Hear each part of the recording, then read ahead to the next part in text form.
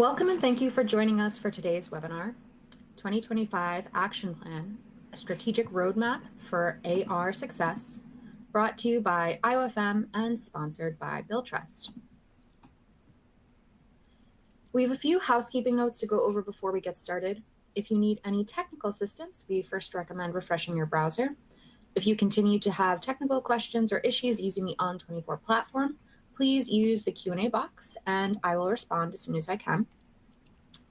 There will be no call-in number for today's session. To connect, you need to have access to either a computer, tablet, or cell phone audio.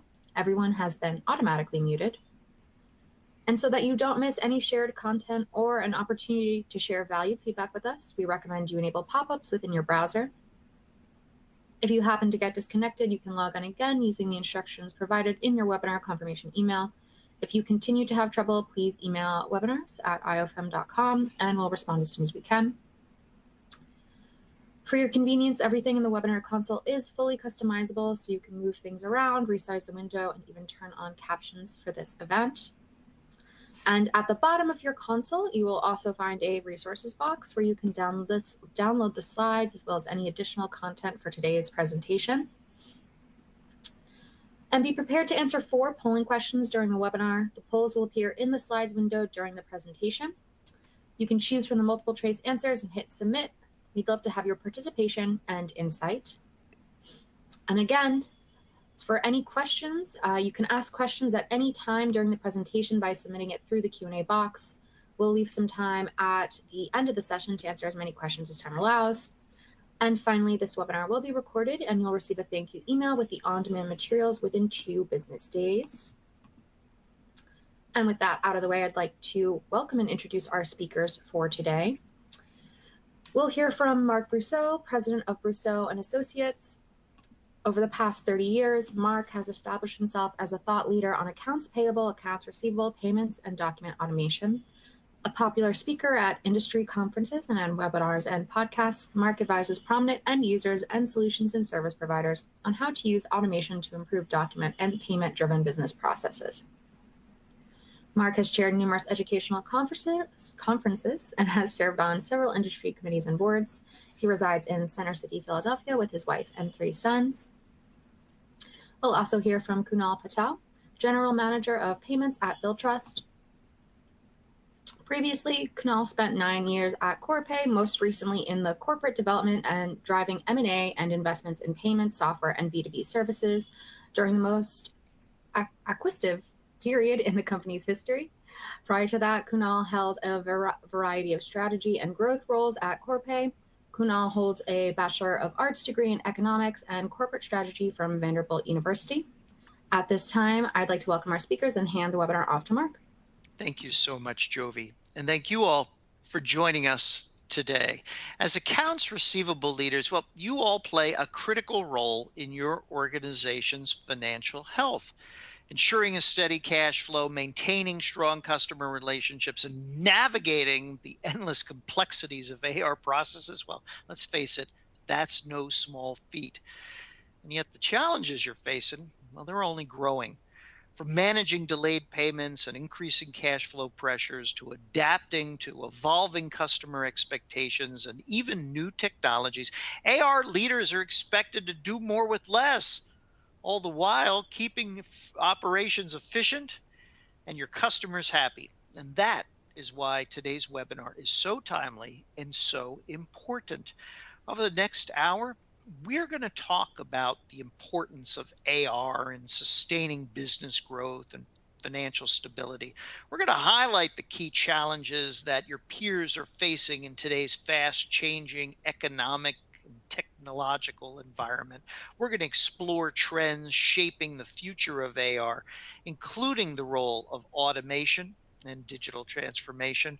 And we're going to share practical advice to help you create strategic and actionable AR plan for 2025. Our goal here, well, it's for you to leave today with fresh insights, actionable strategies, and a clear vision of how to lead your AR function into the future. Before we do any of that, I'm going to start with a poll question, which is now displayed on your screen. We want to know, how would you describe your AR maturity? Ignore the word customers there. How would you describe your AR maturity? Are you fully automated and efficient?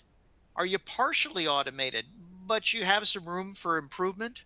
Do you have mostly manual processes, or do you have minimal automation or no defined AR processes? How would you describe your organization's AR maturity? Take a moment to respond to the poll question now displayed on your screen, and we'll discuss the results in just a moment. Kanal, when you're talking to AR departments or you go into AR departments, just how automated are most of them these days?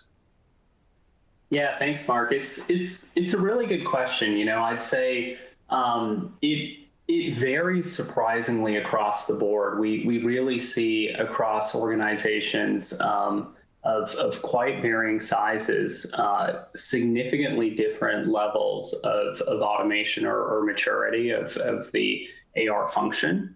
I'd say the one trend that is generally quite common across the board is we did see the 2020 COVID period as a catalyst for a significant amount of automation occurring within the accounts receivable landscape. So one thing that does stick out is, when you look post that period, a lot of functions and organizations have matured quite significantly, but still a good amount of dispersion across the board. What's the biggest barrier that AR departments face in automating? I'd say one of the biggest challenges and what makes AR such a unique department within the company is the number of constituents that the AR function has to manage. There's customer-facing constituents, there's internal constituents like sales, service, treasury. And I think balancing those competing needs has often been one of the bigger challenges for change in the AR category. Yeah. What's the biggest driver of AR automation these days, in your opinion? Yeah, I'd say the biggest driver, and helpfully it's a catalyst or a tailwind to maturing the AR function, is just the rapid digitalization of B2B payments. So as the buyers or the vendors' customers have become more familiar or come to expect a digital experience that's more akin to the consumer landscape, I think that's been a really helpful catalyst to move AR functions along to help the B2B side better resemble the B2C experience. We asked our attendees, how would you describe your organization's accounts receivable maturity? 55% of our attendees say that their organization has mostly manual AR processes. 33% of our attendees say their AR department is partially automated, but they still have some room for improvement. 5% of you are living the good life. You have fully automated electronic touch-free processing. You're just here to hear the dulcet tones of my voice. Another 5% of you, well, you have minimal automation with no defined AR process. No surprise here, Kunal. Most folks are somewhere in between, semi-automated. Why are semi-automated AR processes not good enough?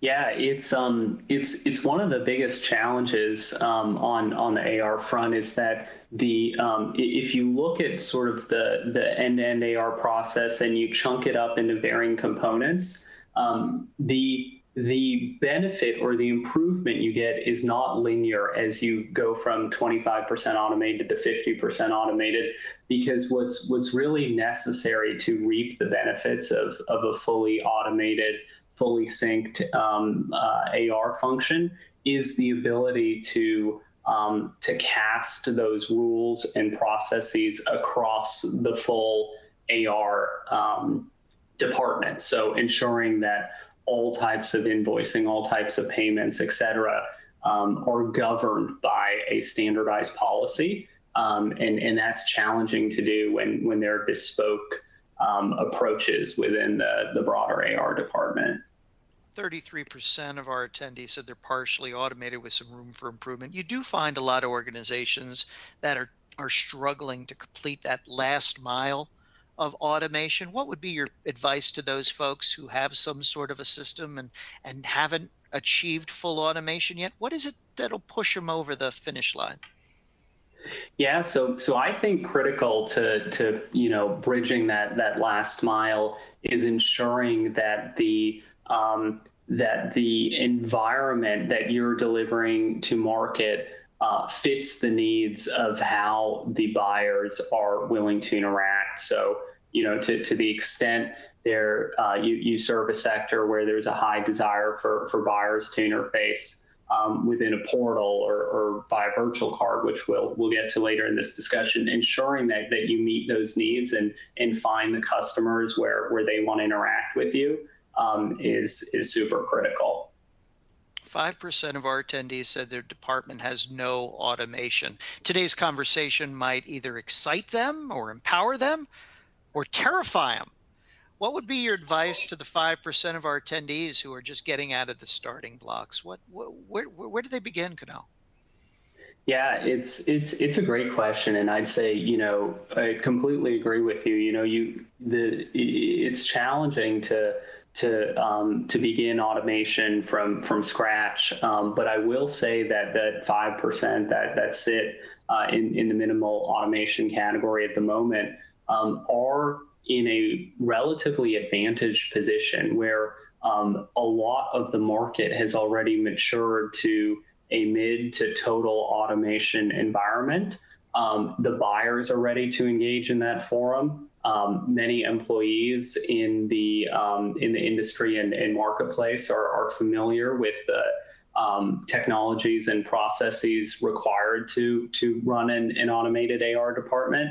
And so a lot of the pieces are already on the chessboard. So it's significantly easier to start that automation journey today than it might have been 5 or even 10 years ago. So I think that's the optimistic piece that enables these folks to get out of the block quickly, to leverage existing processes and technology, and create a world-class AR process at their organization. No matter where your organization is in its AR maturity, the strategies we're going to share with you today will help move you further along.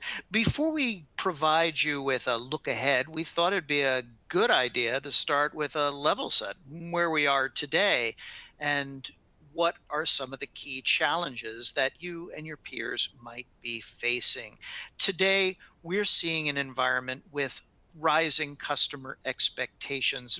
This is no surprise. If we think about our consumer lives for a moment, this time of year in particular, when we go about purchasing and paying for goods and services, well, it couldn't get much easier. As consumers, we're living the good life, right?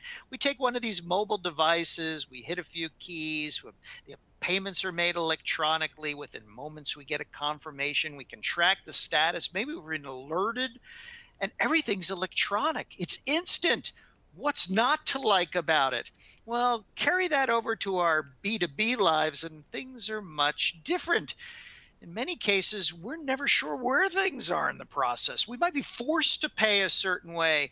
We might not have visibility into the status of things. And of course, it's hard to get people on the phone or to get them to respond to emails to tell us about statuses. Today, we expect our B2B transactions to be as effortless as our C2B transactions. Today, customers demand a seamless experience with clear communication and flexible payment options. Think for a moment about how easy it is for your customers to pay your business. How easy is it for them to access information about their payments? Maybe historical data so that they feel comfortable making a payment to you. What if they have a question? How does that get handled? What if they have a dispute? This is the type of environment we need to have in our C2B and B2B environments as well. Today, 82% of Americans report using digital payments to transact. And today, more and more AP departments are looking to increase the number of electronic payments that they make to their suppliers. You better believe that your customers want to pay you electronically. They want an electronic environment. And this is only going to continue to increase as the workforce continues to change. Have you talked to a young person these days about paper checks or paper invoices? Yeah, they don't eat iceberg lettuce, only kale, and they don't do paper, only electronic. That's not the only challenge that we're facing in AR departments these days. We also have a tremendous number of manual processes and inefficiencies. That goes back to our poll question, right? Today, over 60% of finance teams report that the majority of invoices out and payments received are through non-digital methods. And many of you might be smugly thinking, well, we deal with a lot of PDFs these days. I want you to stop and think for a moment. What do you do with those PDFs? In many cases, you're printing them out. You're manually keying that data. Do you truly have an electronic touch-free process? Well, the problem is that those manual AR processes are time-consuming. They're error-prone. They slow down your cash flow. They slow down your visibility, and they create friction at every stop of the process. And what happens is that when our customers start to pay us slower, these inefficiencies exacerbate the problem. So now we wait longer to get the payment. And then when we get the payment, the friction in our processes make things worse. We can't afford these manual processes anymore. What's more, it makes us hard. These manual processes make it hard for us to service our customers in the way they expect. Back to trend one, right? Just think for a moment. How easy is it for you to access information about the status of a customer account? How quickly are you clearing open invoices for customers so that they're able to make additional purchases? This is the type of environment we need to have in accounts receivable. Additionally, we're seeing more delayed payments and higher DSO. As Kunal said, this really started back during the pandemic, and unfortunately, the pendulum has yet to swing back. Today, many organizations are experiencing higher days sales outstanding that measure the average amount of time it takes an organization to get paid by its customers. And what's frightening is that 25% of all organizations that report higher DSO say their DSO is increased by 10 days or more. Think for a moment about what 1 day's float is worth to your organization. Now multiply it by 10 or more. These delayed payments, they have a tremendous impact on our organization's financial stability. It makes it hard for us to be able to reinvest in the business. Maybe we have to go out and borrow money at ungodly rates in order to go ahead and make payroll or make other purchases. In some cases, that high DSO makes it hard for us to be able to invest in our products and our factories. And so we've got to find ways to improve our DSO. Additionally, we're seeing more and more pressure on AR departments to transform their operations. Every business wants to do more with less these days. And organizations realize that if we're spending lots of money in our back office on manual repetitive tasks, well, that's money that could be better spent on things like R&D or customer-facing activities. And so organizations are investing like never before in digital transformation. Certainly this started during the pandemic when we shifted to a remote work environment, but the move toward digital transformation is showing no signs of slowing down. And interestingly, in 71% of organizations, it's the CFO, your boss, who's actually driving the enterprise's digital transformation initiatives. The business expects back office functions like AR to stay agile, to adopt technologies, to streamline processes, eliminate manual tasks, to reduce errors, and to enable smarter decision making. They want us to become more nimble, and we've got to find ways to digitize as much of our process as possible. Not take the hodgepodge piecemeal approach that we've done in the past, but to look at AR holistically, to find ways to digitize and simplify the entire process from the credit app all the way through to collections. And finally, and not least, we've got to find ways to maintain customer loyalty. If you think for a moment about our customers, it's AR that is often the first interaction they have with a business once they've decided to do business with us.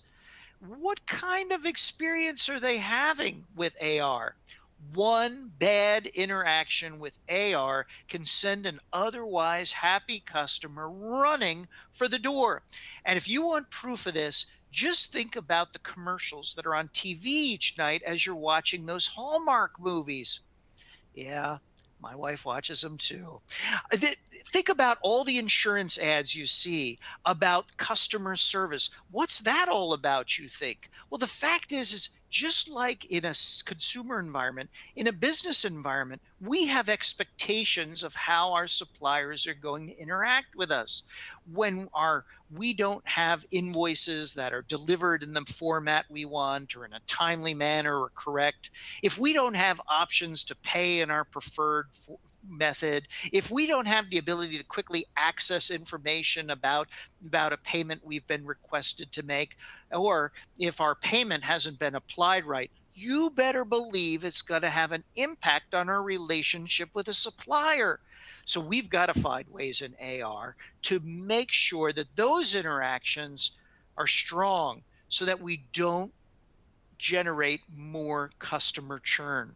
Remember, it's harder to attract new customers than to retain those we already have. And AR is on the front lines of making sure that we retain our customers.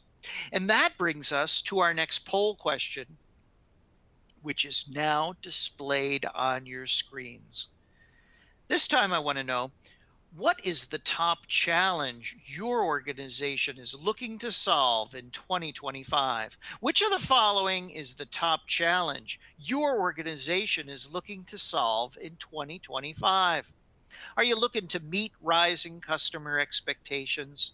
Are you looking to reduce manual processes and inefficiencies in your AR department? Are you looking to do something about those delayed customer payments and high DSO? Are you looking to drive forward your digital transformation initiatives, maybe integrate AI into your AR process? Or are you looking to improve customer loyalty? Take a moment to respond to the poll question now displayed on your screen, and we'll discuss the results in just a moment. You know, Kunal, we probably missed the opportunity to add an all of the above at this one, but we didn't want to overwhelm our webinar attendees today. When you're talking to AR leaders, Kunal, what do they tell you is top of mind for them? Yeah, it's funny. I was thinking the same thing. We're missing option number F, all of the above. But you know, it's funny. I mean, all these topics come up certainly quite frequently when speaking with AR departments.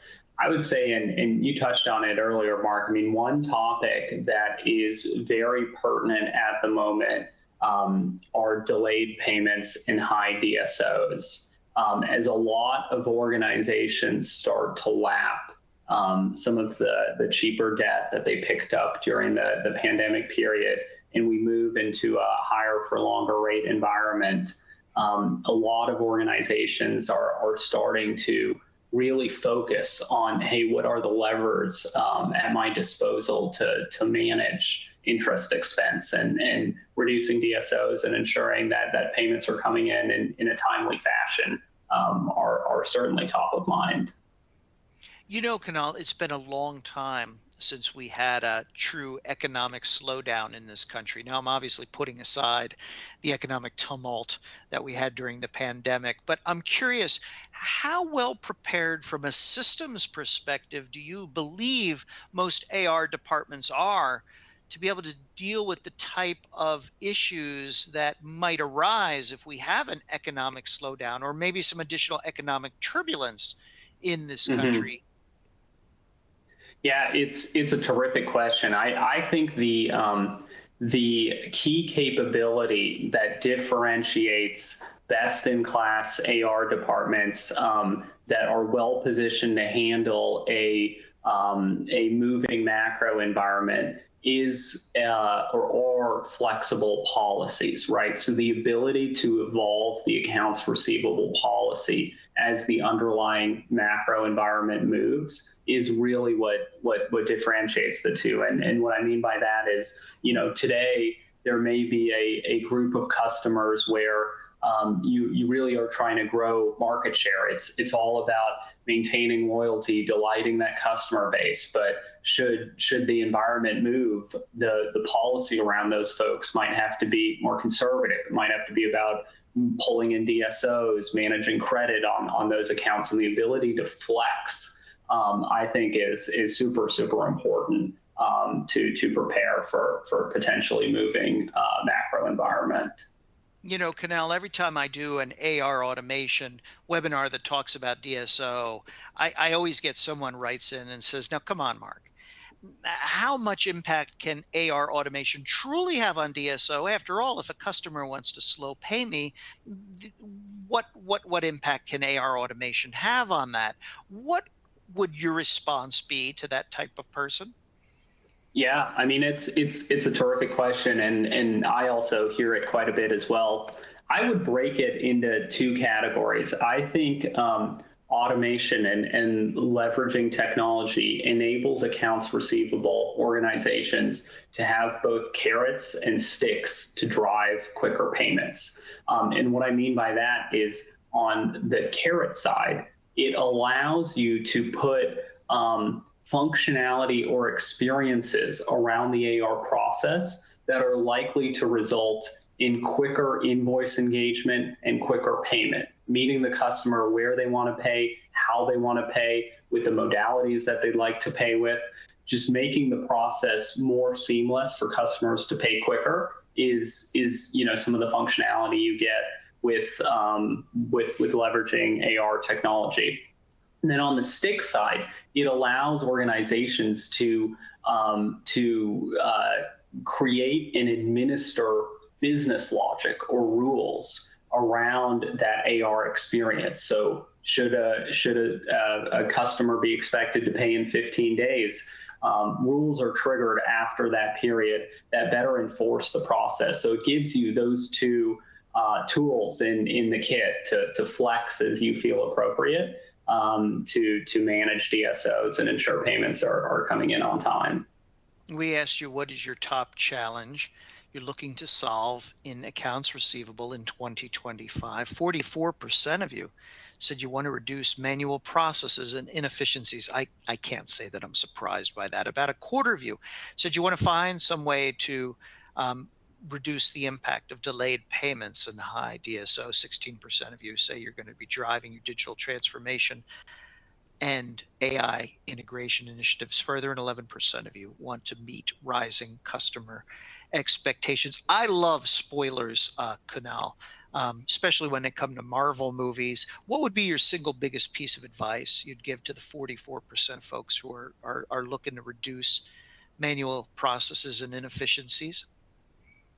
Yeah, I would say it's a back to the first polling question. It's a great time to start. The advantage that those folks are in is that the landscape has matured quite a bit. There's the customers or buyers are used to operating in that environment. Employees are used to operating in that environment. So the ability to stand up a more automated AR function and step away from manual processes where they might have been significant inefficiencies is far, far easier than it's ever been. So whether it's customer retention or reducing DSO or eliminating inefficiencies, those are some pretty lofty goals, and they might seem overwhelming. Well, my friend Kunal is going to give you some strategies for how you can go about meeting those priorities in 2025 and beyond. Yep. Thanks, Mark. So in the second portion of the discussion, as Mark mentioned, we're going to talk a little bit about the strategic AR roadmap and focus our discussion on 2025 and onward, and really ground on three core pillars of the AR process. We'll start initially where there's already been a decent amount of discussion and engagement from the polling questions, really around cash flow and DSO. This is a topic that, as I was mentioning, we hear quite a bit in the marketplace. It's a topic that's bubbled up considerably over the last few years as organizations have to deal with an environment where rates are likely to stay higher for an extended period of time, and the ability to either continue borrowing or increase borrowing on debt facilities becomes more challenging. There becomes a greater need to look at the working capital process and see, hey, where are there areas to minimize DSOs and accelerate payments? And just want to touch on a few here to really give a bit of an illustrative view of how throughout the AR lifecycle there are lots of opportunities to find efficiencies to accelerate the working capital process.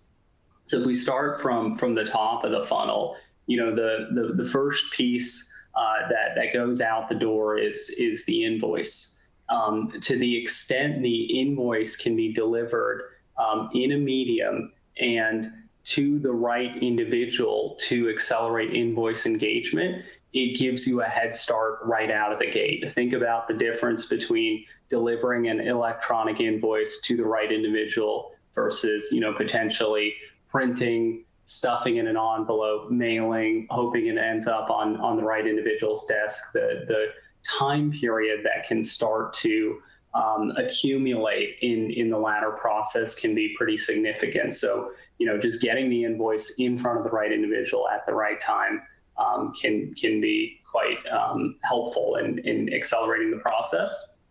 Then shifting onto the payment side. I touched on this a little bit, so I'll be brief, but there's just a whole ton of these carrot and stick options on the payment side to encourage quicker cash flow.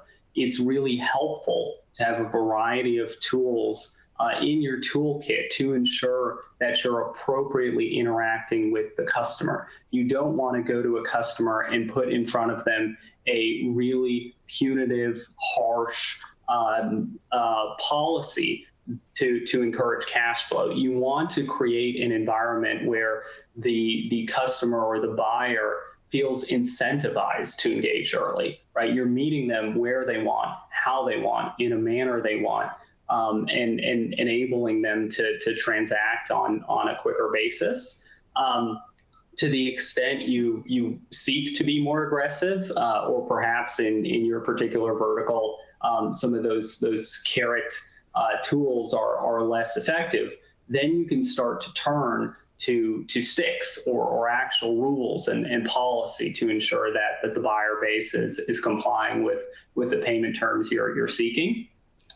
And then finally, the third category around collections. Should someone have got an invoice, elected not to pay, and move to collections, leveraging a sophisticated collections policy that allows more proactive reach out to reduce payment delays can be really effective in ensuring that ultimately that invoice gets closed out. So really just wanted to illustrate here, throughout the process, so many opportunities to start to rein in working capital, but do it in a way that still encourages the buyer to transact with you and still delivers the experience that you seek to display to the marketplace.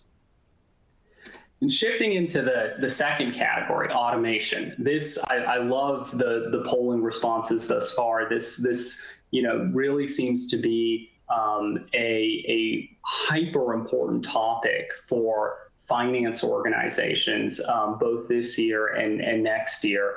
And it's supported by a lot of research from third-party groups like McKinsey here that shows the savings, the manual workload savings by putting in place an automated policy can be extremely material should they be implemented correctly. And I wanted to take that theme in the marketplace and probably combine it with, if there's only one other theme that potentially gets more airtime, it's artificial intelligence, and the two really do fit together more seamlessly than you may imagine, and wanted to talk in this section a little bit about how you can leverage AI and analytics to both manage some of the manual processes that may exist in your AR department, as well as enhance portions, make better business decisions, and deliver outcomes that may be challenging to deliver in the current construct today.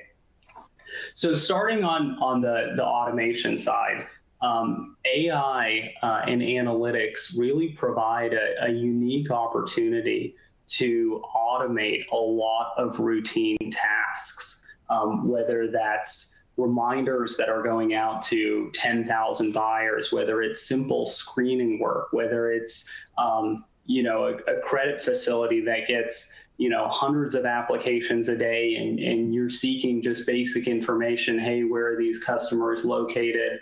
Can you tell me how long they've been in business?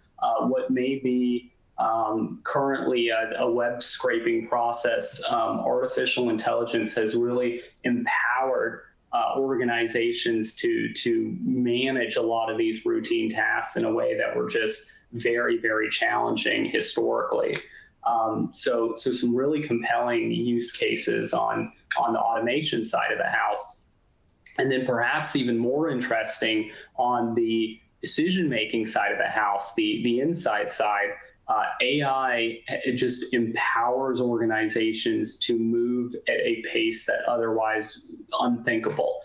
Very few organizations, have the luxury of having a team of 200 data scientists who are constantly scraping all the data points, finding correlations, running permutations, testing the effect of the permutations, and continuing to evolve the process. And the power of generative AI really enables organizations to make decisions and move at a pace that otherwise was extremely challenging, or required large amounts of data science individuals to facilitate. So just some really interesting and exciting use cases for AI and analytics in today's AR marketplace.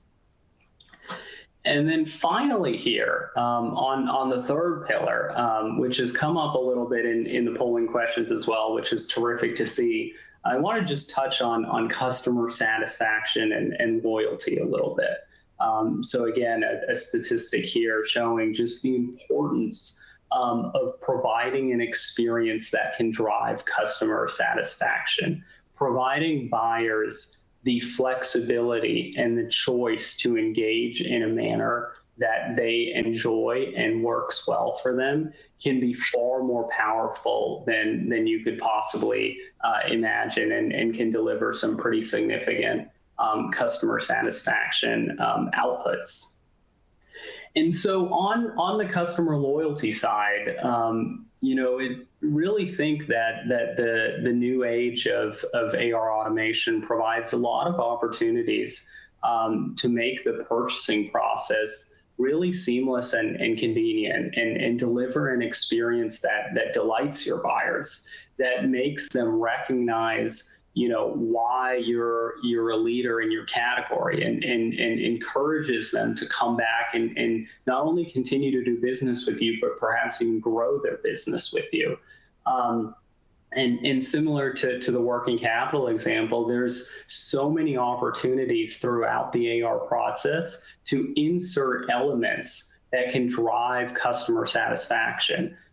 So starting at the top, we'll use sort of a similar an analogy. When the invoice gets delivered, creating an experience and a document and delivering in a medium that represents your brand in how you communicate to the marketplace is so important, right? If you're branding everything blue and orange in the marketplace, and you're out on the streets. Your trucks are painted blue and orange, and in your regional markets. I mean, your employees are going out to the job site, and there's clear brand and there's clear brand recognition, ensuring that brand equity translates effectively through the AR process can be more powerful than you can imagine. And so delivering that invoice with that level of trust and consistent communication can be super important. And then shifting onto the payment side, just providing flexibility. Buyers today are empowered with a lot of mechanisms or modalities to make payments. Thankfully for many of us, gone are the days of, check or cash delivery being the only acceptance process. They have a host of cards in their wallets. They have the benefit of leveraging third-party providers to submit virtual cards. They can make payments in a portal. They can send ACHs. They can send EDIs, and creating an environment that allows those customers to engage in a manner that works for them can really drive significant satisfaction results. And then finally, as you think through the full process, ensuring loyalty and consistency by providing proactive and personalized support can really go a long way. And to sort of tie the conversation back together, that can be challenging to do. Remembering for 10,000 employees how they purchase, why they purchase, what they purchase can be highly taxing, but leveraging a lot of advancements in generative AI and analytic capabilities allow us now to deliver a personalization, a level of personalization to our buyers that previously used to be quite challenging. So a lot of methods to drive customer satisfaction that we think really ought to have a key component within the AR process.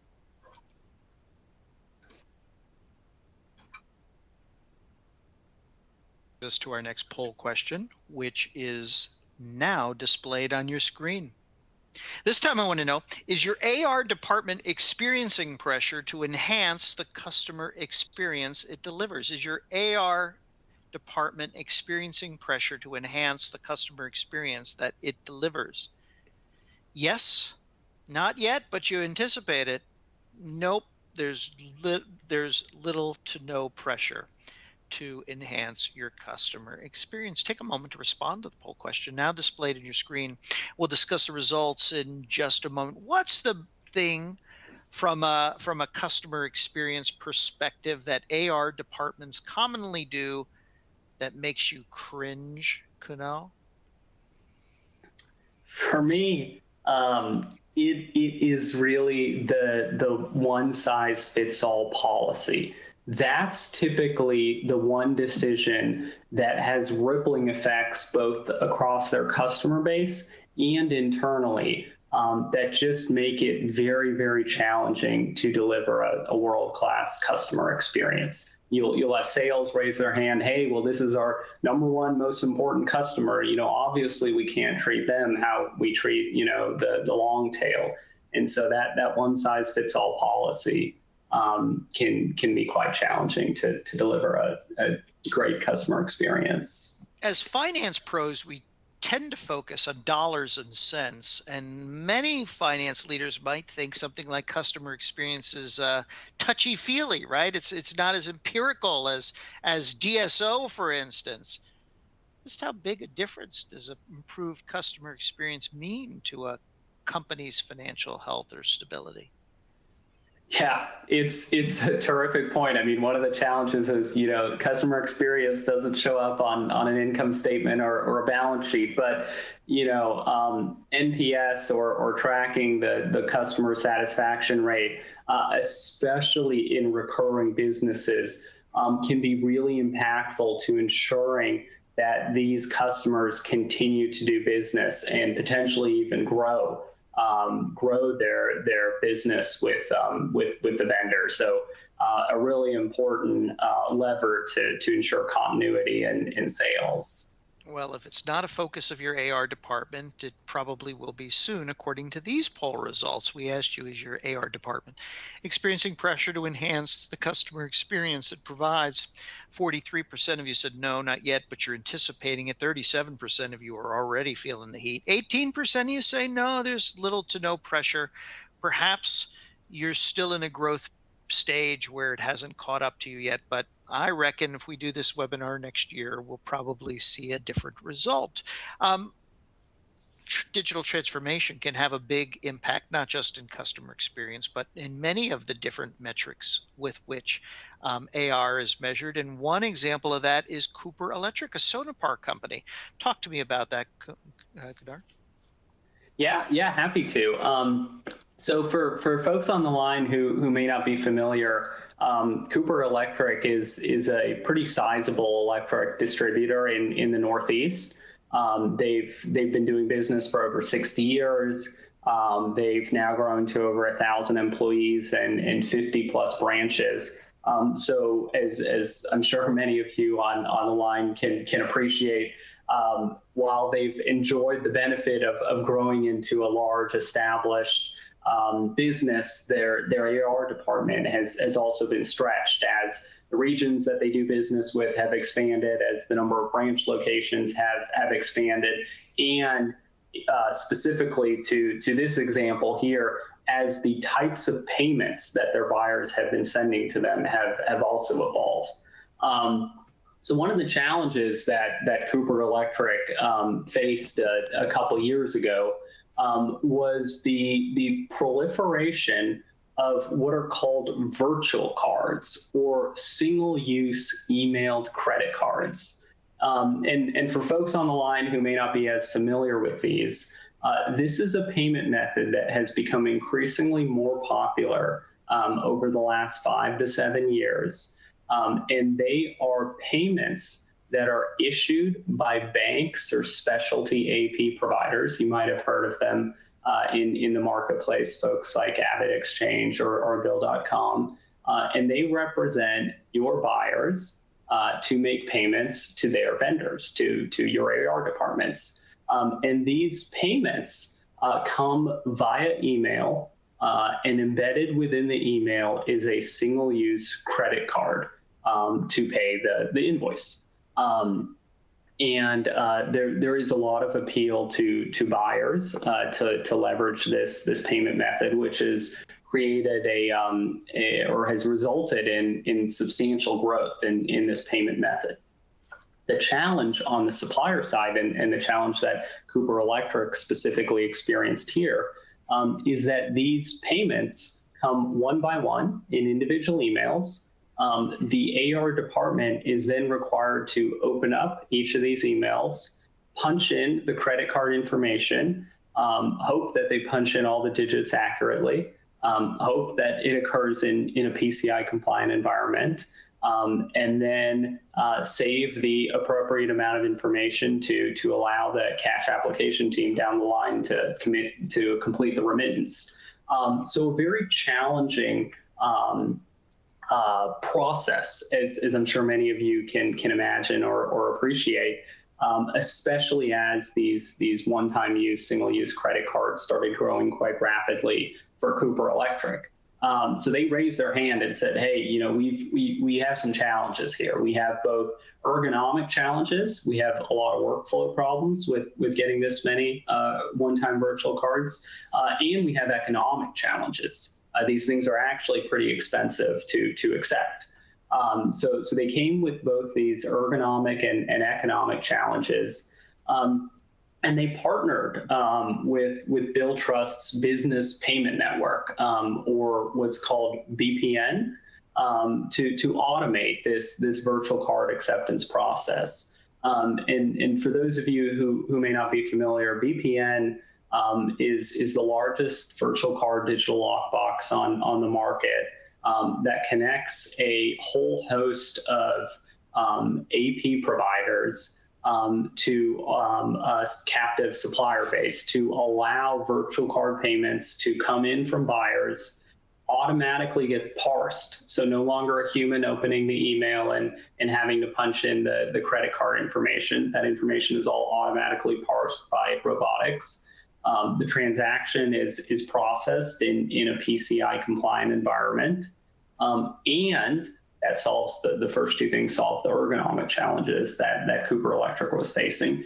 And it enables the processing of credit cards through what's called level 2, level 3 interchange rates, which can provide economic savings back to Cooper Electric. So they partnered with BPN to implement this process to handle virtual cards. And on the back end of that process, they saw some really powerful outcomes.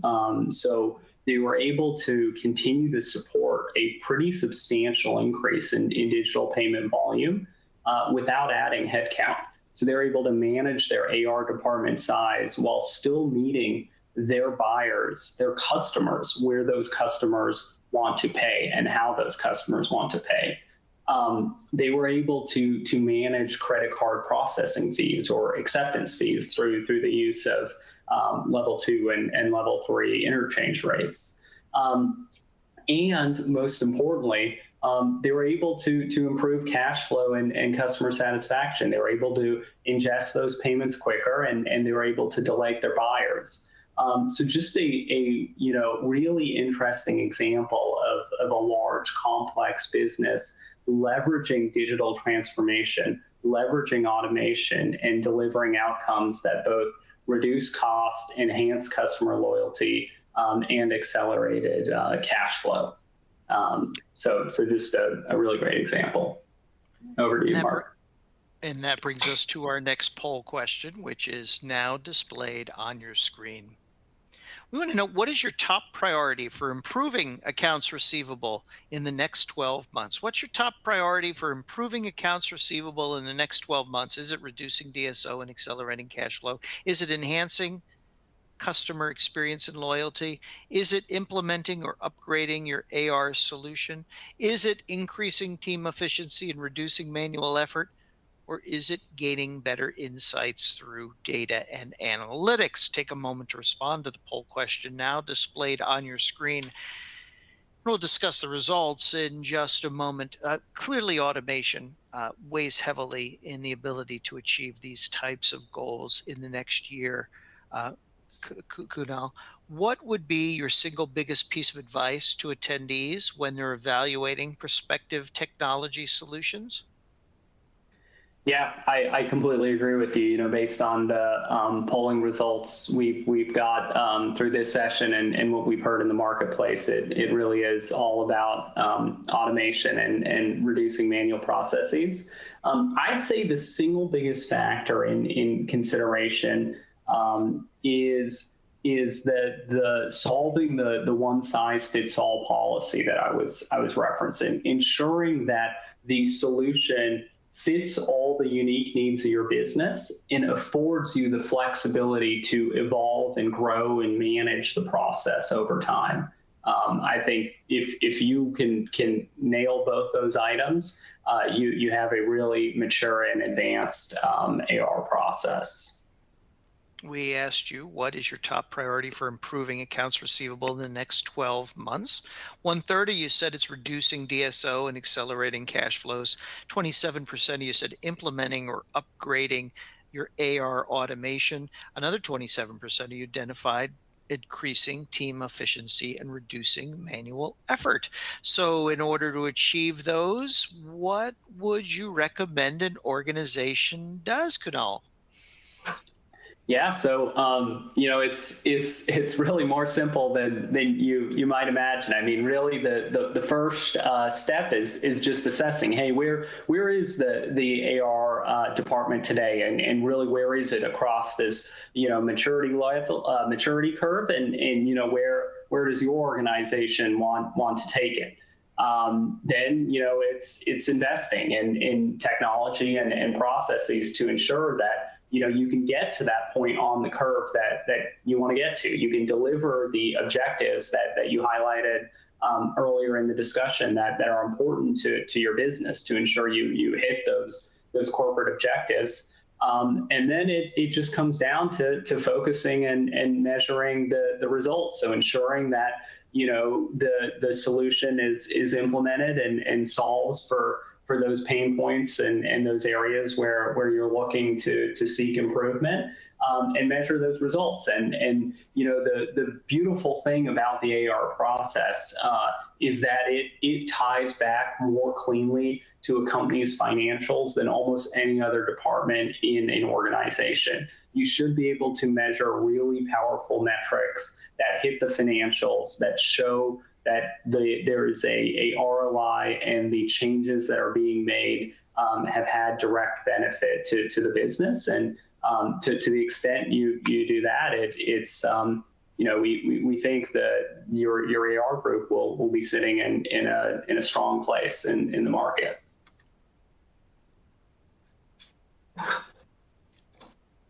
And so to wrap here before we turn to Q&A, again, really just wanted to highlight, some of the points that, Mark and I raised both through some of the pages here, but I think even more powerfully were continuously highlighted through the polling questions as we sought input from the audience. But, it's really all about addressing your challenges, leveraging technology and innovation, prioritizing those customer experiences, ensuring that you're delivering to market an experience that appropriately represents your brand, ensuring that it allows you to stay competitive and grow over the midterm.